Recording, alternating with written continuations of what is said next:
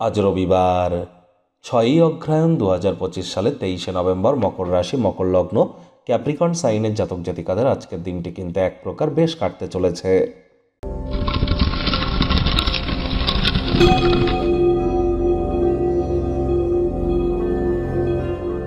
ভিডিওটির শুরুতে স্ক্রিনে আপনারা দেখতে পাচ্ছেন সূর্যদেবের প্রণাম মন্ত্র।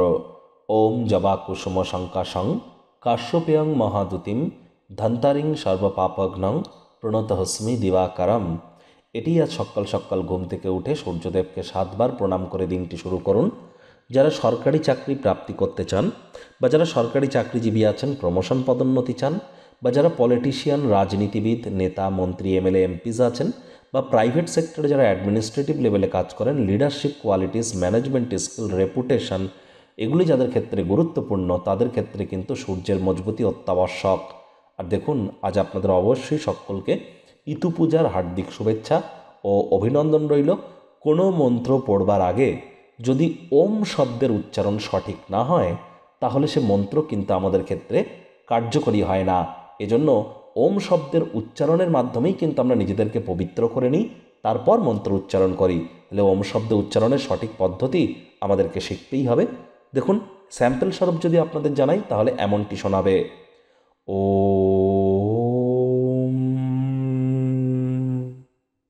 ভাগ্য মিটারাজ আপনাদের বলছে 7 আউট অফ 10 ভাগ্য আপনাদের অনুকূলেই থাকবে। সম্পর্কের ক্ষেত্রে আপনাদেরকে একটু সাবধানতা অবলম্বন করেই চলতে হবে। আজ অন্যদের সঙ্গে নিজের খুশির মুহূর্তকে ভাগ করে নিন, দেখবেন শরীর মনের বিকাশ ঘটবে। কিছু সতর্কতা আজ আপনাদের অবলম্বন করে চলতে হবে। সামান্যতম অবহেলা করলে ঝামেলায় কিন্তু পড়তেই পারেন। আজ অর্থনৈতিক দিকটিও শক্তিশালী হওয়ার সম্ভাবনা আছে। আয় ইনকামও বাড়বে। নতুন উদ্যোগ পরিকল্পনার পাশাপাশি নতুন নির্মাণ কার্যের শুরুয়াত আজ করা যেতেই পারে। যদি কাউকে টাকা পয়সা ধার দিয়ে থাকেন, সেটিও কিন্তু আজ আপনারা ফেরত পেতে পারেন। চাকরিজীবী যারা আছেন, রবিবার হলেও অনেককে অফিসে যেতে হয়। অফিসে আজ কাজের চাপও একটু বাড়তে পারে।